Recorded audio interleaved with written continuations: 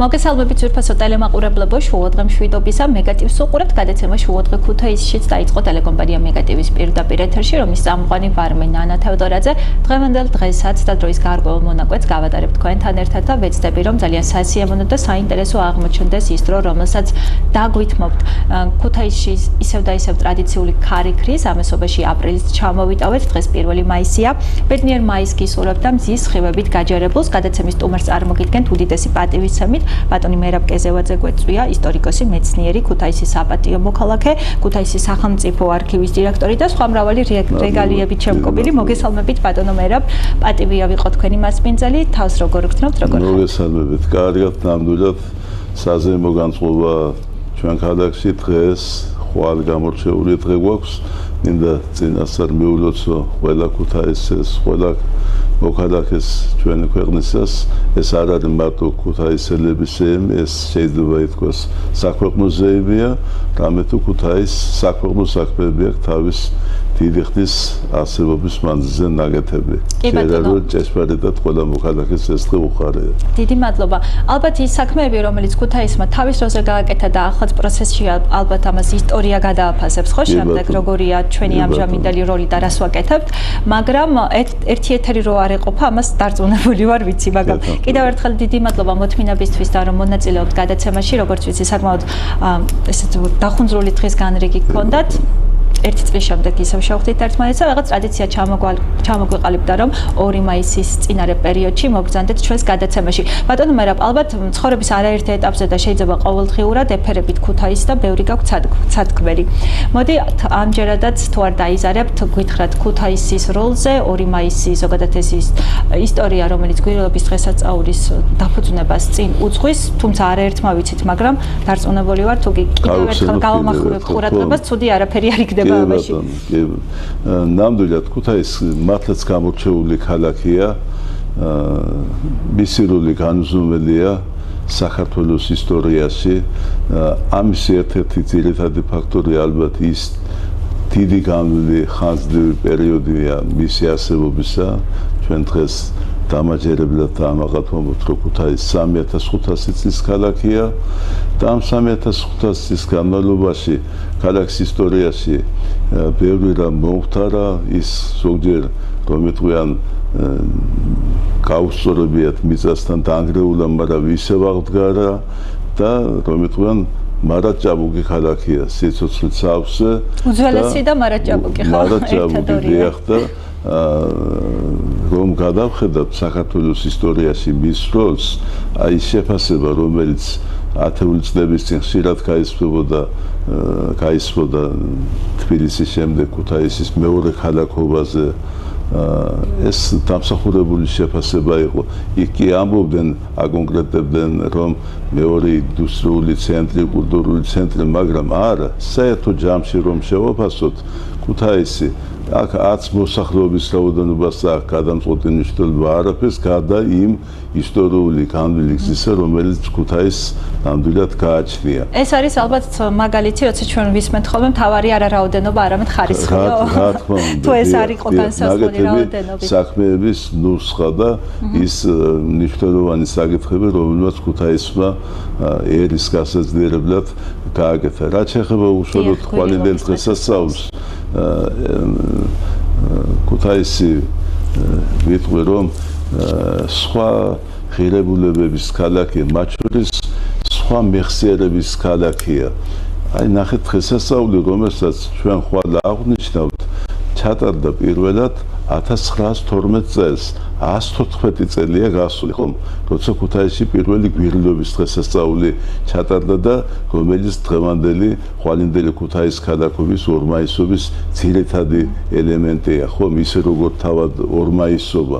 114 წელი საკმაოდ დიდი დრო არის და მით უმეტეს ამ დროის განმავლობაში ხო რამდენიმე ჩავარდნა იყო მივიწყებული, მაგრამ ხელახლა გახსენებული და დღეს უკვე მე მგონი 2008 წლის შემდეგ ფაქტობრივად ეს დღე არ გამოტოვებულა. მახსოვს რომ ერთი დღე იყო, მხოლოდ 2-3 რომ ჩაანაცვლა ისეთ ობიექტური მიზეზით. დიახ, ბრწყინვალე შვიდეულის კვირა იწყებოდა მახსოვს. 2016 წელს თუ ვაფშე. დიახ, ბატონო მერაბ, მადლობა. ნახეთ რა მაინტერესებს. სხვადასხვა ფორმით იმართებოდა, მაგრამ მოტივი ერთი ქონდა, ხო უცვლელად? რა თქმა უნდა. აი თქვათ უფრო კონკრეტულად.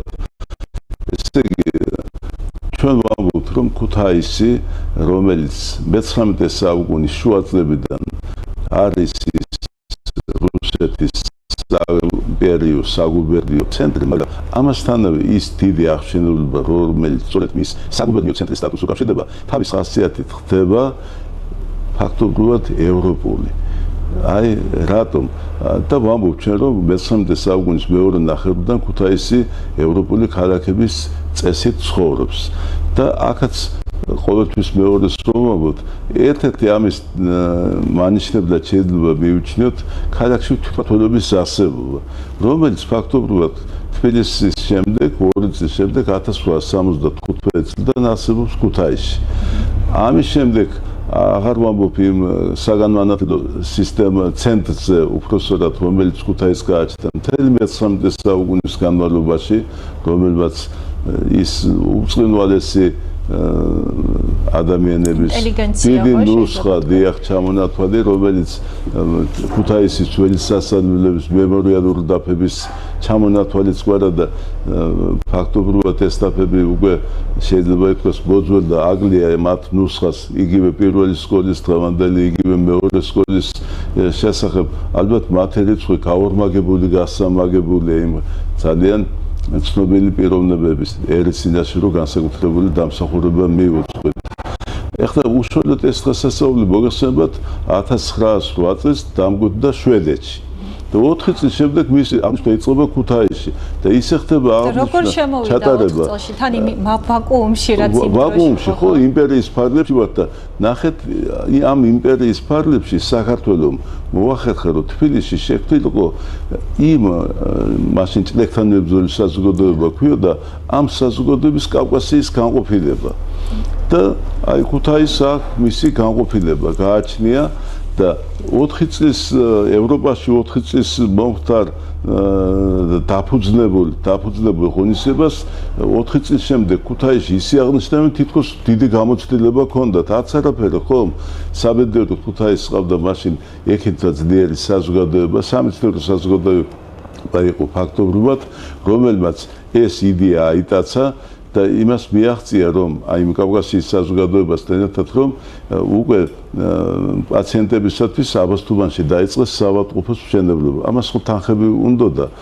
და შემოწირულობებით გადაწყდა ამის გაკეთება. და ამიტომაც იყო დაწესდა და პირველად ჩატარდა სწორედ 1912 წლის 20 აპრილს, რა თქმა უნდა, ძველი სტილით. და საოცარი იყო 2600 მანეთი შემოვიდა მაშინდელი ფული, საკმაოდ დიდი თანხა იყო. წესი ასეთი იყო, რომ აქედან მოგების შემოსული თანხის ნახევარი მიქონდა იმ ცენტრალურ საზოგადოებას, მებრძოლ ტუბერკულოზთან მებრძოლ საზოგადოებას, მაგრამ შემდეგ უფრო პრაქტიკული გადაწყვეტილება მიიღეს. მოდითო, აი, ყოველ 1500 შემოწირულ მანეთზე ერთი უფასო საწოლი ჰქონდეს ქალაქსო. ამიტომ ქუთაისს თითქმის 2 საწოლი ჰქონდა. უკვე მშენებარე, ჯერ კიდევ მშენებარე აბასთუმნის საავადმყოფოში. ჩვენ დანამდვილებით ვიცით რომ ეს მეორე წელსაც ჩატარდა, ოღონდ ცუდი ამინდის გამო ქუთაისში ეს ჩატარდა 24 აპრილს 13 წელს თანხაც ამინდობის გამო ცოტა ნაკლები შემოვიდა მატების ნაცვლად, მაგრამ მესამე ღონისძიება უკვე 1914 წლის 8 მაისს ჩატარდა უფრო დიდი შემოსავლების მომტანი აღმოჩნდა და ვიცით რომ ეს პროცესი წყდება პირველი მსოფლიო ომის დაწყების გამო. თუმცა ფაქტით დასტურდება რომ 16-ში კიდე ჩატარდა 1916 წელს სწორედ იმ 16 წლის მაისობა 2 მაისობის გვირილობის დღესასწაული უკაცრავად გვირილობის დღესასწაული აქვს გადაღებული ვასილ ამაშუკეს როგორც დოკუმენტური ფილმი და ამის შემდეგ უკვე ინფორმაცია აღარ აქვს. ფაქტია რომ საბჭოთა ხელისუფლების წლებში ეს აღარ ტარდებოდა გვირილობის დღესასწაული, სახელმწიფომ თავად აიღო თავის ხელში ამ ადამიანების დაავადებულთა მკურნალობა და გადის თითქმის საუკუნე და 2006 წლიდან ქუთაისის სინამდვილეში ცოცხლდება ისევე სულ სხვა დანიშნულებით. ხო, ბატონო მერაბიც რა მაინტერესებს? აი ამ დღესასწაულს რა მაგიური ძალა ქონდა ისეთი რომ საუკუნის შემდეგ დაბრუნდა და დღესაც გრძელდება. კი, ნახეთ, მეხსიერება ვახსენე წეგან მე ქალაქის მეხსიერება და ზუსტად ეს არის მიუხედავად ქუთაისში არასოდეს აცხოვრებდა ძალიან მდიდარი ადამიანები. აი რომ ნახოთ შემოწირულების სია. კი, დიდი ფული იყო თქვა 912 წელში 30 მანეთი 20 მანეთი, მაგრამ ვერ ნახავთ იქ 1000 მანეთიან შემოწირულს, მაგრამ ზოგს მანეთი აქვს შემოწირული.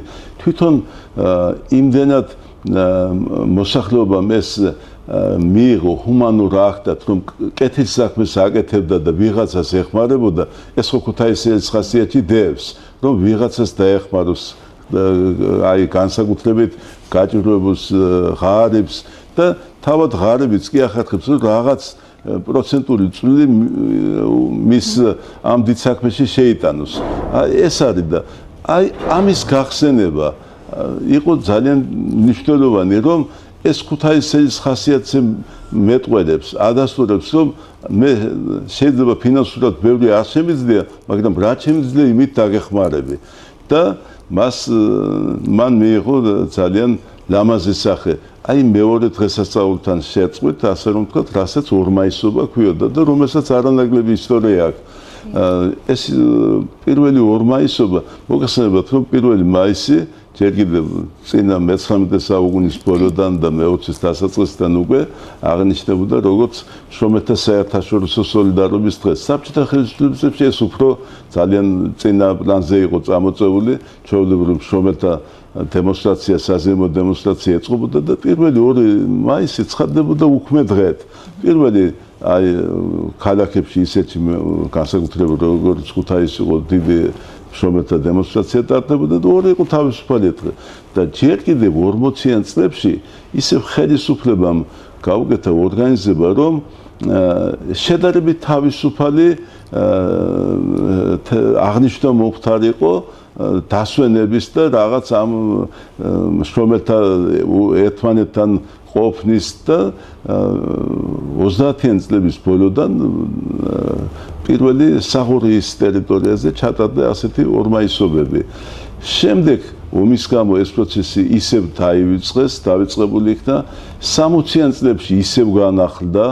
რაღაც პერიოდულობით, რაღაცების გამოკლებით, წლების გამოკლებით, რომელიც თითქმის 90-იან წლებამდე მოვიდა, შემდეგ ისევ დაიკარგა 90-იან წლებში ისევ ორმაისობის დღესასწაული გაცოცხლდა ქუთაისში და დღეს გვაქვს ის, რასაც უკვე ბოლო 10 წელზე მეტია, აი 2008 წლიდან უკვე 16-14 თუ რამდენი 18 წელი გადის ხომ რომ ვაკეთებ და ეს არის ძალიან თემატურად მრავალფეროვანი ღონისძიებები, ეს არ არის ერთი დღის ღონისძიება, ამას ემთხვევა შესანიშნავი ტრადიცია ბოლო დროს დამკვირვებული, რომ საორმაისოდ ქალაქი გამოარჩევს თავის ღირსეულ ადამიანებს, რომელსაც საბადო ქუთაისის წოდებას ანიჭებს და რომის წოდების მატარებელიც ბრძანდებით თქვენ. კი, მაქვს ეს პატივი, ძალიან დიდი საოცარი ჯილდო ჩემთვის.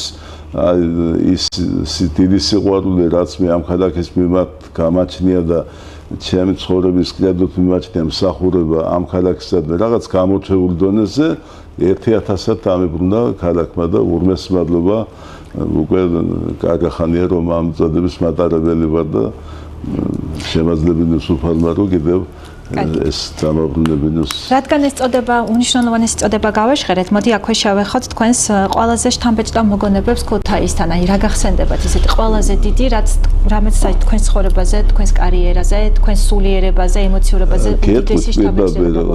მაბადეთ ამ შემთხვევაში ვერ დამვალავ ამას არ მინდა ხო მოგზაურობა, მაგრამ თან სიამაყედაც მინდა თქვა რომ მე ქალაქმა და ხელისუფლებამ 34 წელია, 34 წელია მანდო ქალაქის ერთ-ერთი ყველაზე ძვირფასი საუნჯის პატრონობა. ეს არის ქუთაისის ცენტრალური არქივი. აი თუგი ჩვენ ვამაყობთ, აი წარსულით, ვამაყობთ ჩვენი ბაგრატის ტაძრით, ვამაყობთ გელათით, ვამაყობთ გეგუთით, ვამაყობთ ქუთაისის მუზეუმის, ქუთაისის საჯარო ბიბლიოთეკის ფონდებით. აი, ერთ-ერთი მათ შორის მათთან ერთად, აი, სიამაყე ჩვენი არის სწორედ ქუთაისის ცენტრალურ არქივში დაცული ფონდები და საქმეები, რომელთა რაოდენობა 1 მილიონ შესანახეთებს აღწევს და რომელიც ფაქტობრივად მთელი დასავლეთ საქართველოს ისტორიის შესახებ მოიცავს დოკუმენტებს მთელი 2 საუკუნის მანძილზე, თუმცა გვაქვს ჩვენ მე-17-18 საუკუნის დოკუმენტებიც, რომელთა გათვალისწინების გარეშე ძნელია წარმოვიდგინოთ საქართველოს ისტორიის შესწავლა და აი ამაზე დიდი პატივი ჩემთვის რა უნდა იყოს რომ და რაც თორეა მე ხვდა აგრეთვე ბედნიერება ეს მართალია დიჩრომასთან არის დაკავშირებული, მაგრამ ძალიან ბედნიერებს თავს რომ დღეს ეს არქივი დაავანებულია ძალიან მყარ შენობაში. აი 2017 წელს ქუთაისში აშენდა თანამედროვე ტიპის დიდი საარქივო, ასე რომ ვთქვათ, შენობა თავის ძვირფასი არქივსაცავებით, სადაც ეს დოკუმენტები ძალიან მათ არის დაცული არის გამორჩეულად კარგ პირობებში. ხო, ესეც უნიშნელოვანესია, ხო? თითქოს ძალიან უნიშნელოვანესია. ჩვენ ამის პრობლემა გქონდა შენობის პრობლემა წლების განმავლობაში და დღეს შეიძლება გულდამშვილებით იყოს ნებისმიერი ჩვენ თანაქალაქები, რომ მათი წარსული, მათი ცხოვრების სამსახური დოკუმენტები ძალიან საფუძვლიანადაა დაცული. ბატონო მერაბ, აი ამდენი წელი გადათვალეთ თქვენ რომ მოგანდეს ეს საქმიანობა და ყოველი სამუშაო დღე ისეთია როგორიც პირველი, ანუ ესეთი ამაღელებელი და შთამბეჭდავი თუ რაღაცაების შემდეგ შეიძლება თუ ეს განწყობა არ აგაქვთ, მე არ გესაუბრებით როგორც ხელმძღვანელი, თუ ის აქ მოდუნება ყურადღების არ შეიძლება. აი პირიქით და ის პლუსი აქვს ამ წლებს გატარებულ წლებს ერთ სამსახურში გატარებულს, რომ პროფესიონალურად იზრდები, მეტი გაგაჩნია ცოდნა, რომელიც ჩვენ პროფესიაში აუცილებელია. ხო, აი ჩვენთან ძლიერი სპეციალისტი არის ის, ვინაც მეტი საარქივო საქმის გარდა იმ ელემენტარული პროფესიული უნარჩვევებისა, აი დოკუმენტის დონეზე რომ იცის უკვე რომელ დოკუმენტში რა არის, ამას სტები ჭირდება, რა თქმა უნდა. თუმცა ალბათ ბოლომდე ვერ ამინე 1 მილიონ დოკუმენტს ვერ წაიკითხავს, ვერ გიეცნო, მაგრამ უკვე 1000-ებს რო გადაცდები, 10,000, 20,000, მე გძნობ რომ უფრო ძლიერი ხარ და აი მეტი სამსახური შეგიძლია გაწიო და კიდევ უფრო მეტი ბედნიერება თუ ამის ფურცელზე გადატანას ასლებ, რომ რაღაც წიგნებ. ჩვენი მუშაობის, ამიტომ არქივის მუშაობის ერთ-ერთი პრინციპი არის პუბლიკაციები, რაც შეიძლება დიდი რაოდენობით, თვითონ წავკითხავ ეს დოკუმენტები ზოგი საუკუნეებია დევს და ამიტომ ჩვენ უნდა რაც შეიძლება მეტ დოკუმენტს ვაჩვენოთ სისხლივით და გამოვიტანოთ ხელმისაწვდომი გავხადოთ. ალბათ ნებისმიერი ცუდად ნათქვამია. ინფორმაციები რაღაც დრო გადის საინტერესო და მნიშვნელოვანია და შეიძლება გარდატეხა მოახდინოს საზოგადოებაში. ესეც ყველაზე უნიშნელოვანეს და განსაკუთრებულ ინფორმაციას რას ინახავს არქივი? ისეთ თამბეჭდავს, რაც შეიძლება მეტნაკლებად ცნობილი იყოს ჩვენთვის. საარქივო ფონდის დოკუმენტი, ეროვნული საარქივო ფონდის დოკუმენტი არის ძალიან მკაცრად რეგლამენტირებული. ვინახავთ მხოლოდ იმას, რომელსაც გააჩნია სახელმწიფოებრივი, რელიგიური, პოლიტიკური, ყველა მნიშვნელოვანი, მაგრამ მნიშვნელოვანში კიდევ მნიშვნელოვანი გამოირჩევა და იმას ვეძახით, აი სპეციალური სტატუსი ასეთი არ არის ესა, განსაკუთრებული ღირებულების მქონე დოკუმენტები, რომლებიც იმ მილიონ დოკუმენტში კიდევ 1000-ობით არის. ეს უფრო აი მართლა ძალიან კარგი როა. საჭირო ყველა, მაგრამ საჭიროსთან ერთად რომ ძალიან ძვირფასია. მოგესალმებით, საარქივო დოკუმენტი ყველა ერთი ეგზემპლიარად არის წარმოდგენილი, ეს არ არის წიგნი, რომ თქვა რაღაც ტირაჟით იყოს დაბეჭდილი, ეს არის ყველა თითო ერთი ეგზემპლიარი და ამიტომ მათ ღირებულება განზომელია. და ვის მიერ ხდება გადაფასება, რამდენად მნიშვნელოვანია ესა თუ ის დოკუმენტი? ეს არის ნახეთ სპეციალური ჯგუფი გარკვეული, რომელიც აკეთებს ექსპერტიზას, ასე რომ ვთქვათ, რომ ეს სტატუსი მიანიჭოს, იმდენი დოკუმენტი იქნება, ეს არ შეიძლება რომ ყველა შევინახოთ. ამიტომ სანამ არქივში შემოვა დოკუმენტი, მას უკვე გარკვეული ექსპერტიზა გავლილი აქვს, რომ არა ეს უნდა გავწეროთ, უნდა ეს შენახვას არ ექვემდებარება.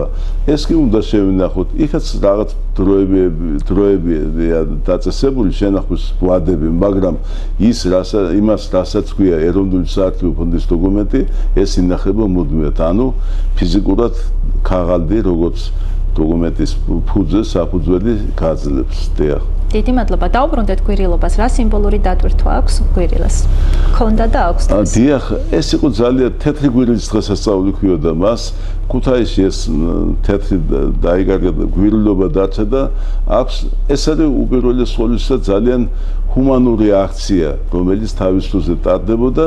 დღეს კი ეს არის ისტორიის გახსენება, ტრადიციის გახსენება და ერთგვარი პატივისცემა განვლილი ისტორიისადმი, რომ ჩვენ არაფერი არ ავიწყდება, ქალაქს არაფერი არ ავიწყდება ის, რაც გაუვლია და ეს არის პერსპექტივა, რომ აი თაობა, რომელიც ამას დღეს მონაწილეა ამ ღონისძიების, სწავლობს ბევრ რამეს, რომელიც შემდეგ კიდევ მომავალ თაობებს გადაეცემა და ჩვენ ხო ტრადიციების ქალაქი ვართ, თუ გნებავთ ის 3500 წელი შემთხვევითობა არ არის.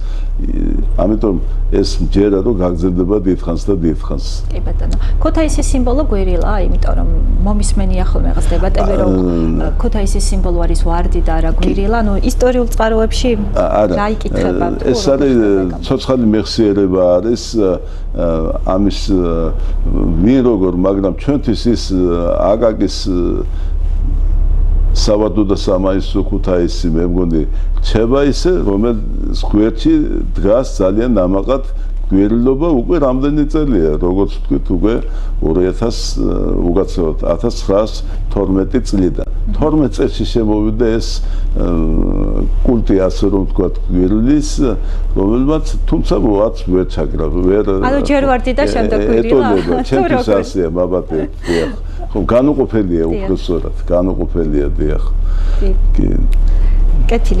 ბატონო მერაბ, როგორც სინოპტიკოსები გვეუბნებიან, ხვალ უამინდობა შეინიშნება, იმედია ღონისძიებებს არ დაეტყობა ეს ყველაფერი და ეს ქარიც გაფანტავს ღრუბლებს, თუმცა ის მოგონებები, რომელიც თქვენ ქუთაისთან გაკავშირებთ, ალბათ წარუშლელია, როგორც ბრძანეთ და ერთი მეორეზე უკეთესი.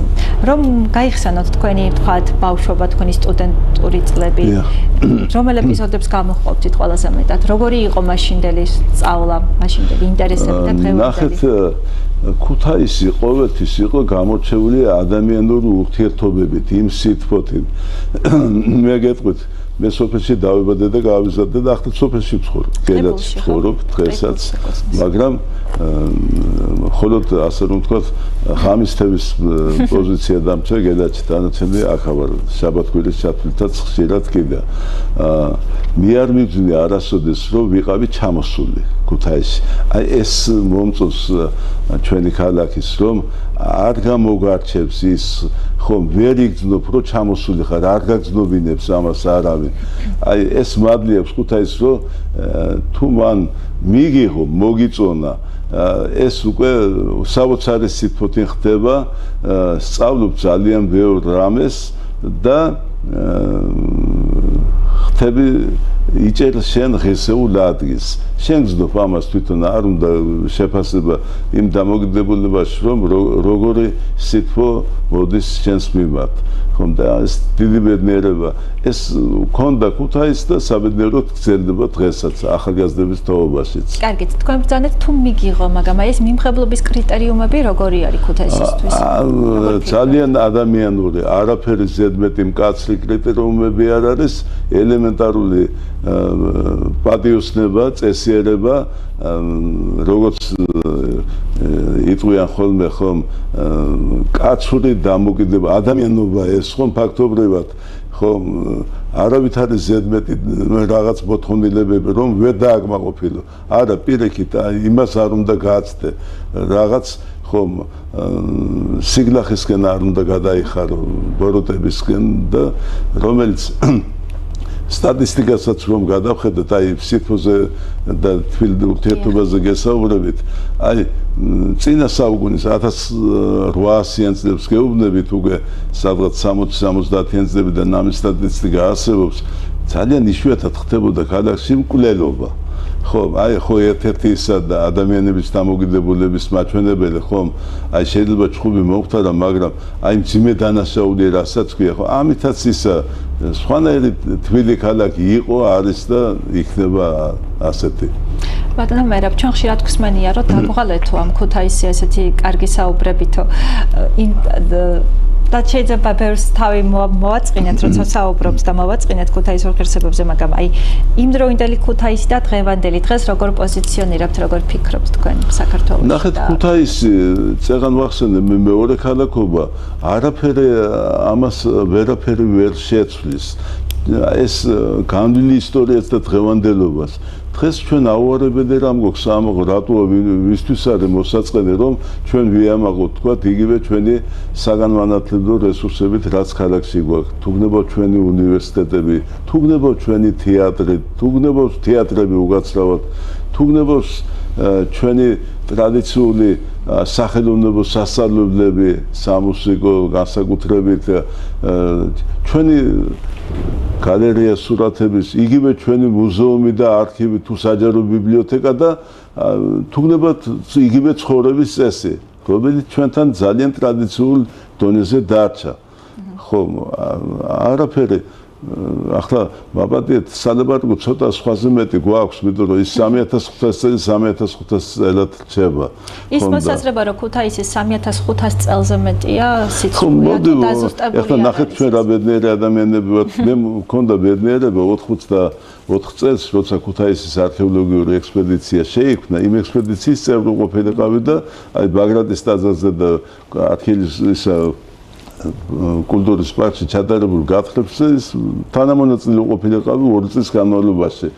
მაშინ აი ტიმსევერნი რომ ჩამოვიდა ქუთაისში 84 წლის ზაფხულში, აი იაზონის ნაკვალებზე ასე რომ თქვათ და გაიარა ის გზა, ჩვენ ექსპედიციამ შეძლო ეთქვა რომ ქუთაისი არის დაადასტურებია 2700 წლის ქალაქი და 40 წლის განმავლობაში ქალაქი დაბერდა 800 წლით და მოდი არქეოლოგებს მივცეთ ასპარეზი და შეიძლება 10 წლის შემდეგ ჩვენ რო შევხვდებით კიდევ ერთმანეთს შეიძლება 4000-იც გიგვითხრან ხო მაგრამ მე მგონი 3500-იც ძალიან კარგი თარიღია გადასარევი. ბატონო მერაბ, თავარია, ანუ ის ადამიანები, ვისაც ვიცნობ ხოლმე და თუ კიდე რამოდენიმე საათით მოვიდნენ ქუთაისში, რაღაც განსაკუთრებული ემოციები შებოჭავთ ხოლმე, განსაკუთრებული სიყვარულით იხსენებენ. მაინც რა ძალა აქვს ასეთი ქუთაისი, რომ ერთხელ შემოხვალ და ყველაფერი გახსოვს ყოველთვის. ნახეთ, თავის დროზე ეს ქალაქი რაღაც საოცარ ადგილზე შექმნილი.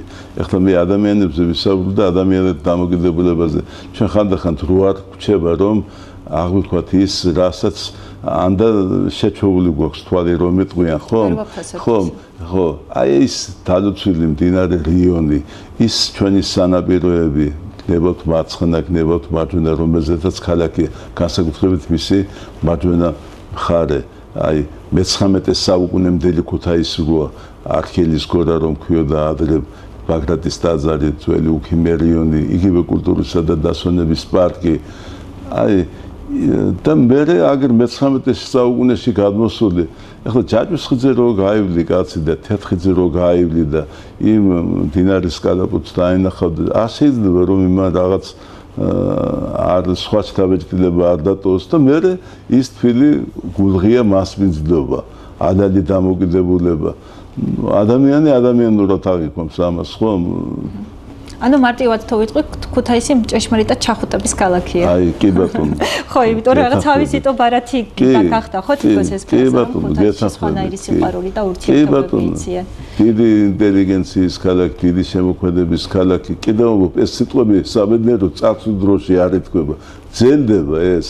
დღეს ჩვენს გვერდით აუარებელი ღირსეული თანახალახელი კიდევ ყველა პროფესიაში გამორჩეული ადამიანები მრავლად არიან, რომლებიც მართალია ჩვენ მოსახლეობის რაოდენობის მიხედვით მართლაც ძალიან დაიკლო ქალაქის მოსახლეობა, მაგრამ ის ტრადიცია ნარჩუნდება და მჯერა რომ ეს პროცესის თანდათან ხედავთ რომ ქალაქში ყოველ ნაბიჯზე აღშენებლობა ავარებელი სახლების შენდება. სახეს არ დაკარგავს ხო ქუთაისი თავის. მე თქვენ უკნას არა ის ისტორიული უბნები უნდა დაცეს ისტორიული უბნებათა მრავალსართულიან სახლებს რაჯობია მაგრამ ალბათ ყველას თავის ადგილი შესაბამისი ადგილი ექნება. თქვენ კი ბრძანეთ რომ რაღაცები ახლა გრძელდება მაგრამ დედამიწაზე შეიცვალა ხო რაღაც სტატუსები. არა იმ სტანდარტს ვერ დაიცვა ხო მე-19 საუკუნის სტანდარტი ხო აღარ მაგრამ აი მაგალითად რა არ გინდათ რომ დაიკარგოს ქუთაისში. აი იგივე რაც ახლა დავიწყე საუბარი ჩვენ საბედნიეროდ დღემდე დაგვჭა ისტორიული ნაწილი. ან ეს ისტორიული ნაწილიც რა ცოტა იცით